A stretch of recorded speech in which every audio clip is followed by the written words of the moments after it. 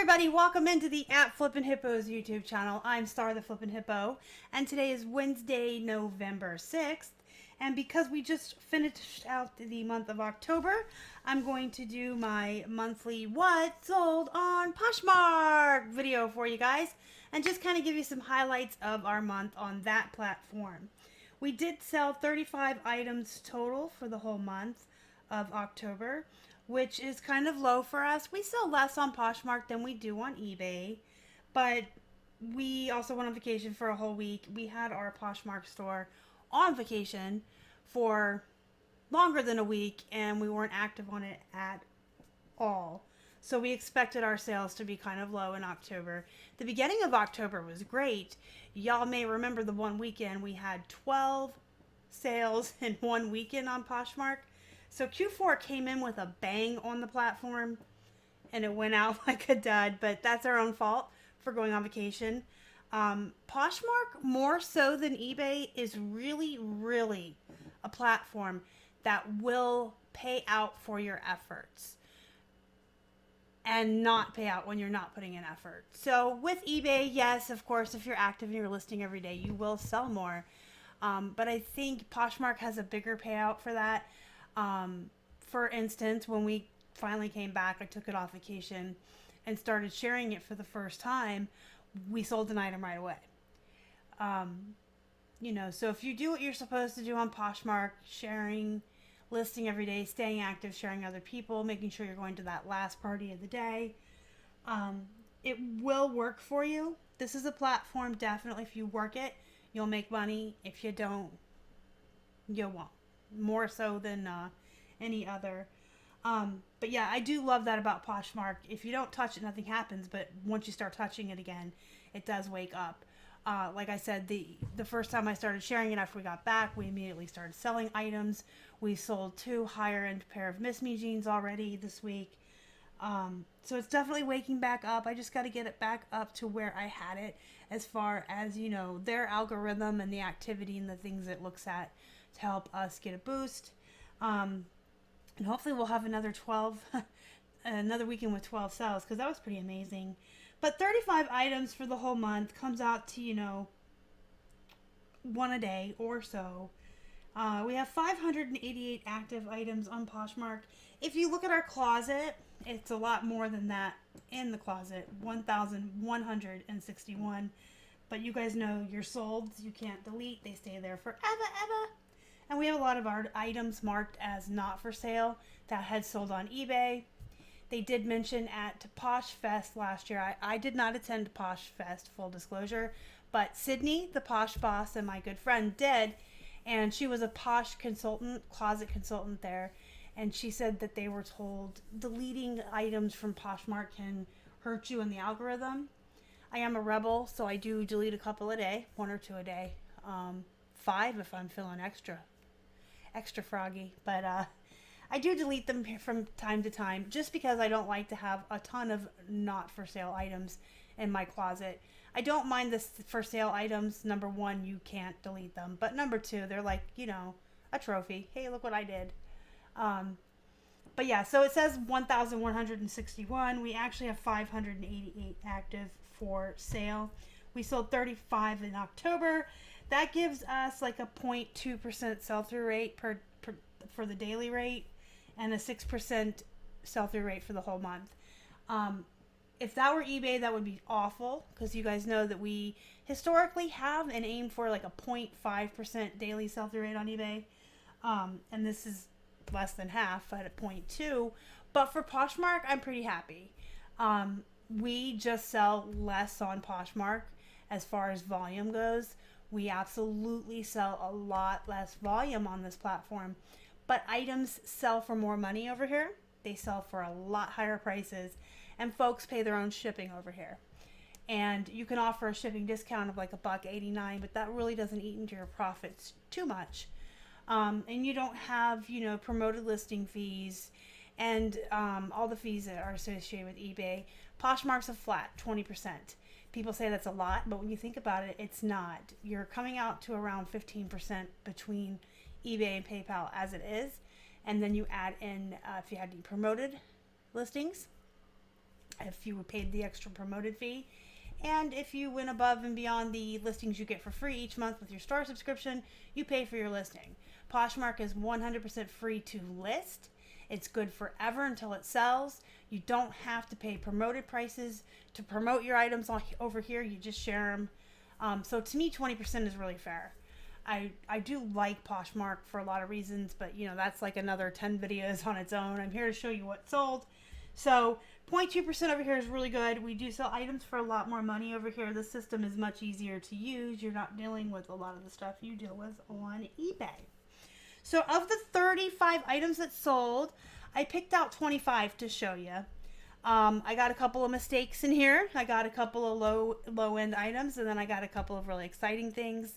I try not to just show you guys the highlight reel.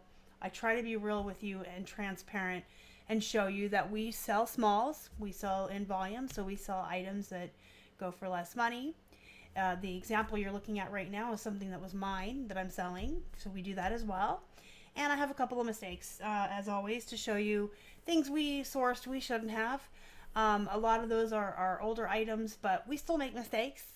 Last time I checked, Keith and I were still human. We still make mistakes too, just like you guys do. And the important thing is that you just, learn from your mistakes and share them with others in the reselling community. So hopefully someone else can learn from your mistake before they make it as well. So what you're looking at right now is a Candle Nut Body Cream Moisturizer. Doesn't that sound so fancy? Candle Nut Body Cream.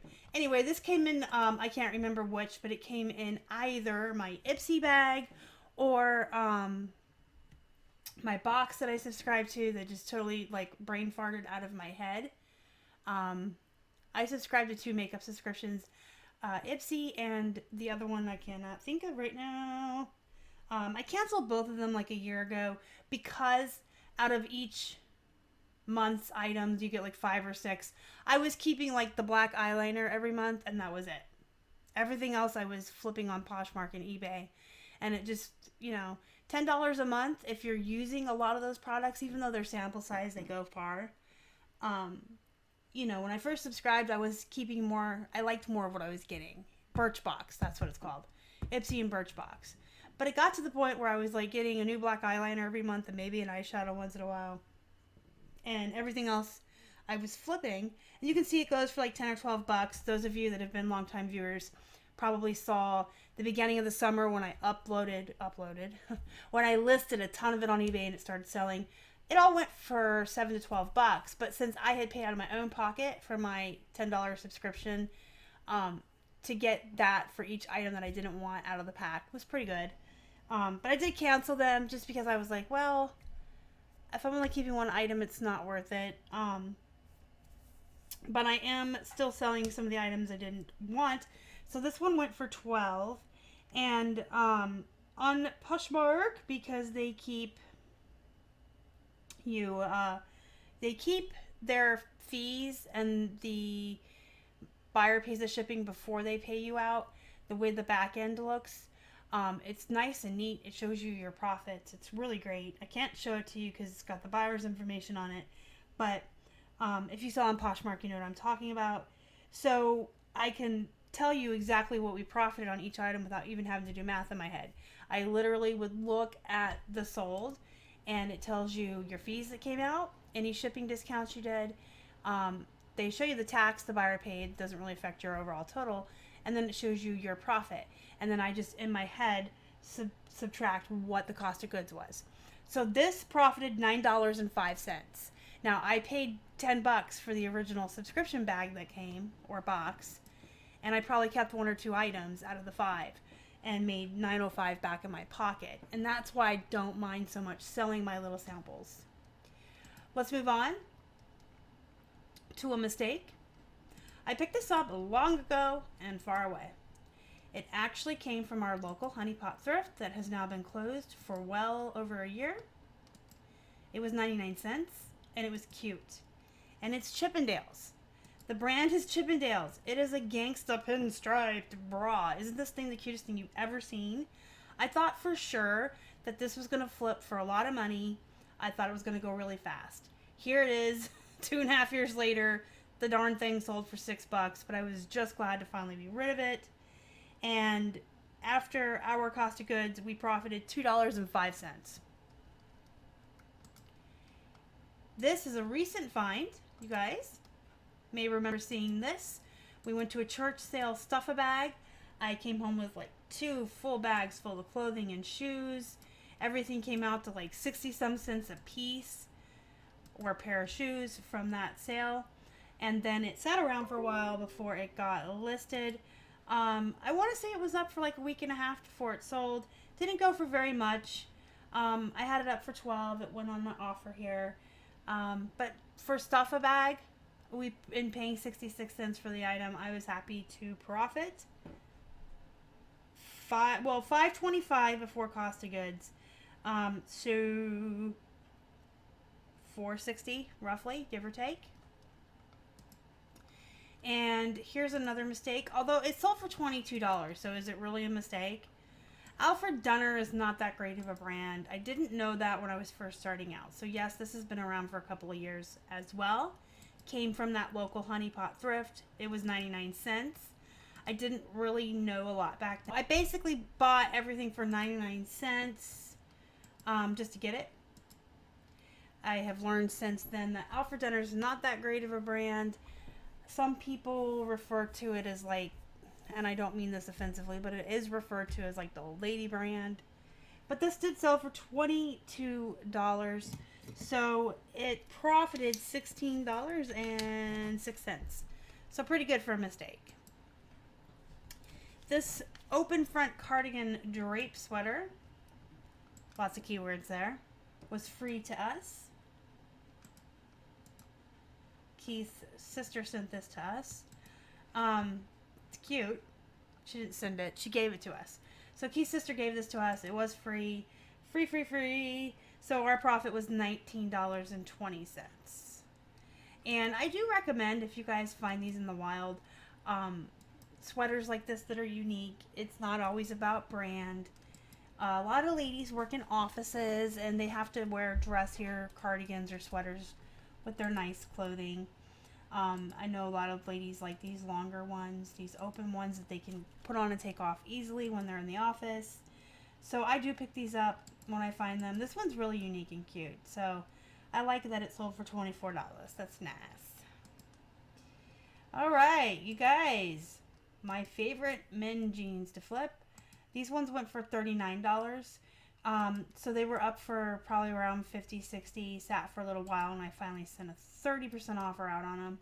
These came from that box, that wholesale box we purchased back in July from the fellow reseller that was going out of business. And they sold for $39, so we profited about $29. $31.20 before cost of goods, and everything in that box had averaged out to $2 and some change. Guys, remember these? If you watched the last thread-up box I purchased and opened live, I got a pair of mother jeans in the box, and I was super excited. I actually didn't believe what I was seeing. I was like, oh my God, are these real? Well, they were real. And they sold within a week of being listed. I mean, a couple of days, really. So we profited $40 before cost of goods. Most of the things in that box averaged out to $1.70 something. So around $39 profit. This is a really good brand, you guys. One of the princesses, I want to say it was Kate Middleton. I'm probably wrong, but I want to say it was Kate Middleton. Made these famous because she wore them. They are an absolute bolo. But I have to tell you, I have never found them before. I have never seen them in the wild. I have never been able to source them. I have been sourcing all over Pittsburgh, Vegas, several places in California and South Carolina, North Carolina. You guys know that last year we took a road trip down to Florida and thrifted our way up and down. I've never seen them. I lucked out because they came in a thread-up box. But keep your eyes out for mother jeans. They are an absolute bolo. Guys, some more Danskos. So I probably mentioned these in my What Sold on eBay video when I was showing you the Danskos that sold on eBay, and I said they were probably like the last pair I have from the lot I bought. These were not from the lot. So I bought the lot of Dansko the one weekend, and the very next weekend I found 2 more pair at the neighborhood yard sale where I got all the Disney stuff. So these were $5, and they sold for $39. So that was a profit of right around $29. My notes are not looking right, but that sounds okay. $390 plus $390 is $780, 32. Yeah, after cost of goods, so about $29 profit. These are cute. They're a little harder to move than the nursing clogs, but I think the Mary Janes do pretty well. Dansko in and of itself is a definite bolo, guys. Here we have some Chico's So Slimming Girlfriend jeans. Bolo all day long. I don't really pick up or recommend sourcing the Chico's Platinum, but these So Slimming, So Lifting jeans I get anytime I find them for 99 cents or a buck or two. These particular ones sold for $20 and profited $15 after cost of goods because they were only 99 cents at the Goodwill. Here we have some Aeropostale Chelsea bootcut jeans. I got these because they were new with tags. I typically kind of stray away from this brand unless it's booty shorts. But they were new with tags, so I picked them up for a buck. They sold for $20, so they profited $16, less cost $15. And here we have some Guess bell-bottom jeans with butterflies. Aren't they cute? They're like totally hippie jeans. So cute. So these profited right around $12, $11 after cost of goods. They were 99 cents. The thing is they've sold once before on eBay and they were sent back for fit. So I would have to figure in, we had free shipping on them, buyer paid return. So they profited less than I'd like for them to, because you have to count in the fact that we paid to ship them once. But I would buy them again. They're super unique. I do pretty good with Guess anyway. Generally speaking, Guess jeans do well for me. But these had like the rawhide tie. They're super hippie bell bottom. So I would absolutely purchase these again if I found them in the wild, especially if they were 99 cents. Now we are looking at Not Your Daughter's jeans. These are just some mid-rise laking jeans. Nothing too spectacular. Size 8, so average sized. They had cute little hems that kind of angled off right there. You can see the hems there. I do pick up Not Your Daughter's jeans whenever I find them. I don't spend a lot, like 99 cents usually, up to a couple of bucks. This particular pair sold for $23. So after cost of goods, it was a profit of $15.60. Here we have a pair of J brand jeans. This pair came in the same startup box as the mother jeans. So that was a good box. Really good box. Check these out. Super awesome. I sold these ones for $38, so less the fees and cost of goods, right around $29 profit, give or take a couple pennies. Here's a pair of pants that have been around for a couple years. These came from that Honey Pot thrift I mentioned. That's been closed for quite a while. Picked them up because they were 99 cents and I didn't know what I was doing. They were new with tags and they were size 16. So I probably thought, oh, look at the MSRP is 64. They're big size. They got tags. I can't tell you I wouldn't pick these up again if I found them for 99 cents. They're good size. They got tags. They just took a while to move. They sold for $17.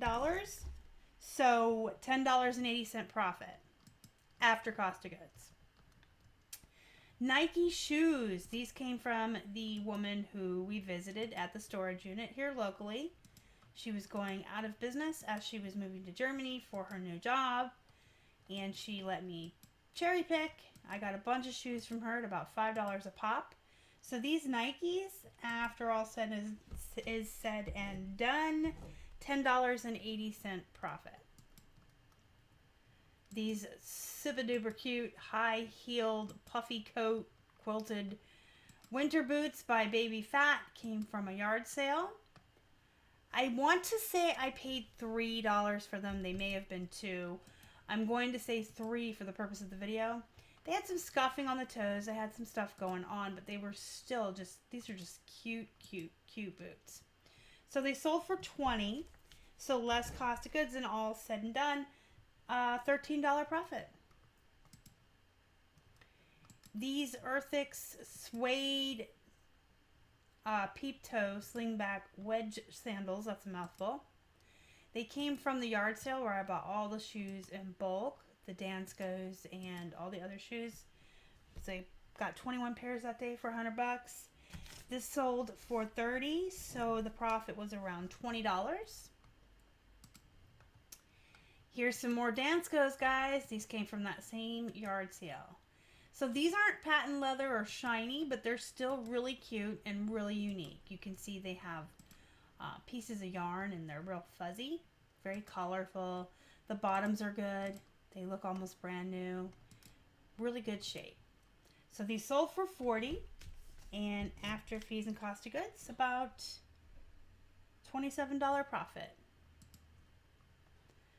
These pink Converse shoes came from the storage unit, the one I was just talking about where the Nike shoes came from. They had one small stain right here, a mark on the back.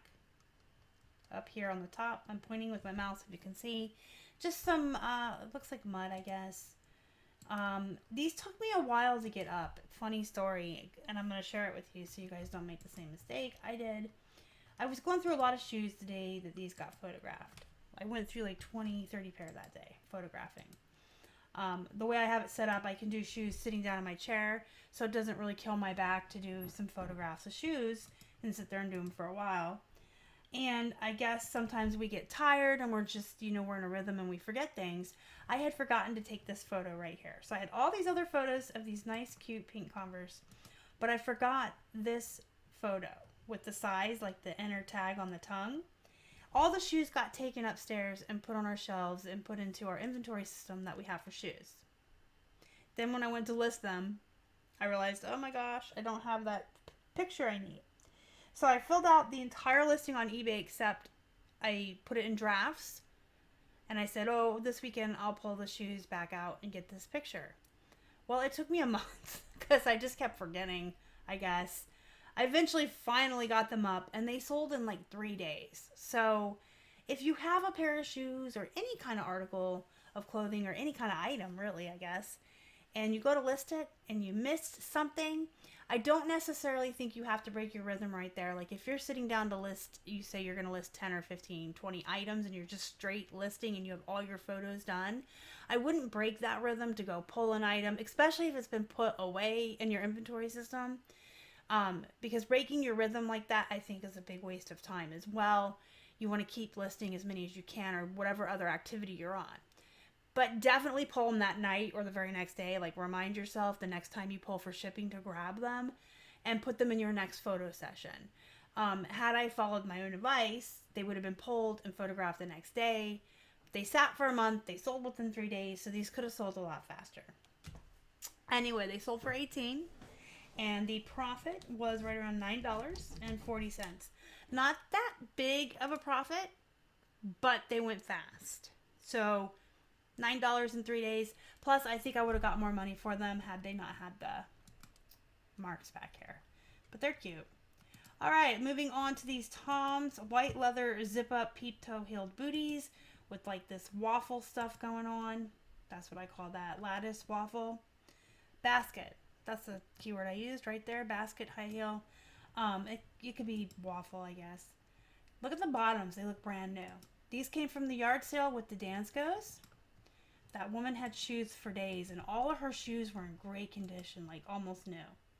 So these sold for $40, and so after what I paid for them, they came out to about a $27 profit, guys. This was a mistake. Aptitudes. I have one of these though. I will admit.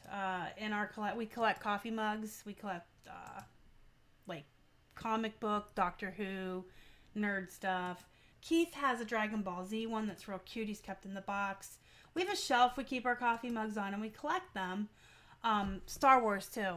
I should show you guys them someday. You guys might geek out, those of you that like nerd stuff.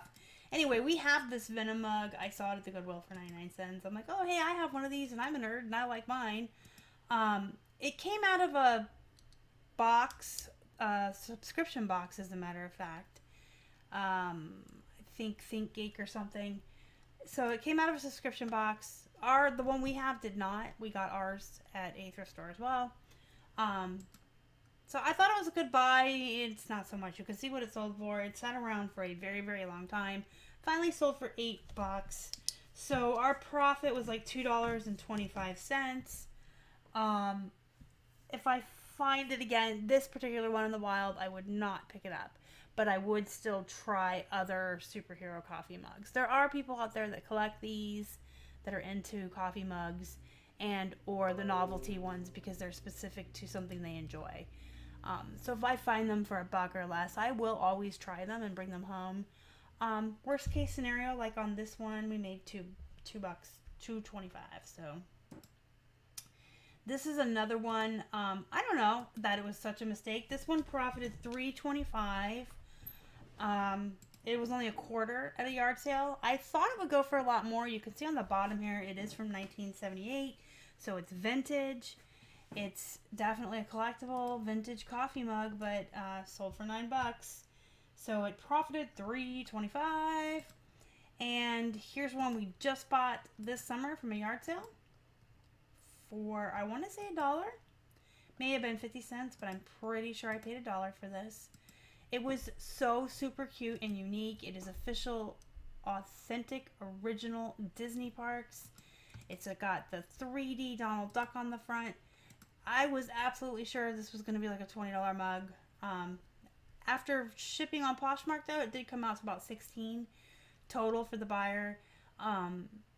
But, you know, if I thought it was going to be $20 on eBay, it should have gone for at least that on here. So this was a disappointing one. But that's okay. It still profited around $5. It's super cute. I sometimes just tell myself when I'm trying out a coffee mug to not get too excited. Like this one had so much going for it that I was positive it was going to be worth money. But I always tell myself in the back of the head, in the back of my mind, in the back of the head. I tell myself in the back of my mind, most coffee mugs are probably going to profit between $3 and $10 depending. So if I can get the $3 to $6, I'm good with that. It just gives us something to have in the store that's different. It's a little bit of variety. They're not home runs. They're not big money. They are kind of a pain in the ass to ship and pack. But it gives us something different, especially in Q4 when people are looking for unique stuff like this to buy for Christmas presents for people. So that we don't just have clothes and plush and remotes. Gives us something different to have. I kind of focus on these towards the end of the summer as I'm finding them at yard sales to get them up for Q4. And then I kind of ignore them the rest of the year unless I find something really unique. So these came from the yard sale, the neighborhood yard sale that was set up like the flea market, where I got the Mary Jane dance goes and the Disney stuff. Paid $5 for these. New in the box. I love Lucy. So super cute. I guarantee you somebody bought these to give as a gift for the holidays. And they sold for $22. So after our cost of goods, we profited $12.60. And last but not least, we sold another one of our Dickens Collectibles Victorian lighted houses on Poshmark. I bought a whole huge lot of these houses at a yard sale. It was another community yard sale, but everyone in the neighborhood set up in the parking lot of a church. So it was more like a flea market setting. I paid $15. The lady had more than 15 in the lot. And the first one that sold was like a little wedding chapel, and that paid for the whole lot plus profited. It went for like $40 on eBay. So now we're just making pure profit on these. We still have several left to move, but they're moving, and I suspect they're going to start moving a little bit more quickly as we get closer to the holidays. So it was around $1 if you break it down for what we paid for the whole lot. So it sold for $22. We profited about $14.80 on it. So those are the highlights from the month of October of what sold on Poshmark. I was really excited to show you guys that finally our home goods and other items are moving. It took a long time, and I had a theory about that. I talked about it, I think, on a live show, that Poshmark buyers are used to the platform only being clothing. And introducing breakables like coffee mugs and like this house, I think was a little bit nerve-wracking for the buyers. Because they don't know that we're also power sellers on eBay. They don't know that we sell breakables all day long and pack them up and we know what we're doing. They don't know that about us. They just know that prior to the new markets opening, everyone sold clothing. And I feel like they might have been hesitant to purchase these breakable items on a platform that was meant for clothes, just wondering if we knew what we were doing and if we could pack them up. But I kept listing them. I kept moving them over and cross-posting. And they're finally moving. You can see that we sold 2 coffee mugs, a set of glasses, and one of these houses in October. So I think the buyers on Poshmark are getting used to the new markets. They're starting to spread out and buy different items, which is good for us because diversity is always good. The more items you have for sale, the more you're going to sell. But the more diverse you are, which is why, like I talked about how I get the coffee mugs, there were actually 3 that sold, weren't there? 3 coffee mugs, the glass set, and this church, yes. When you have diverse items like that, you're going to sell more as well. It's just bringing more people, more eyeballs, more different kinds of folks looking for more kinds of different items to your closet or your store. Let me know in the comments below how your Poshmark sales have been for you. I love to hear from you guys.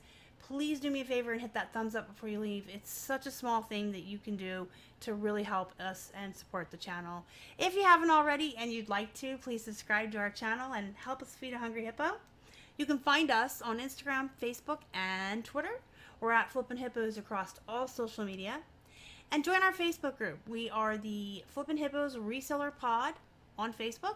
The link is in the description box down below. We are doing a very exciting giveaway right now to celebrate 5,000 subscribers. So join the Facebook group, look through the announcements, look for that giveaway, and win yourself a free guide of the sell-through rate guide that Casey and Keith worked so hard on to bring to you guys. Until next time, go be productive, guys. Go make some money, and thank you so much for watching.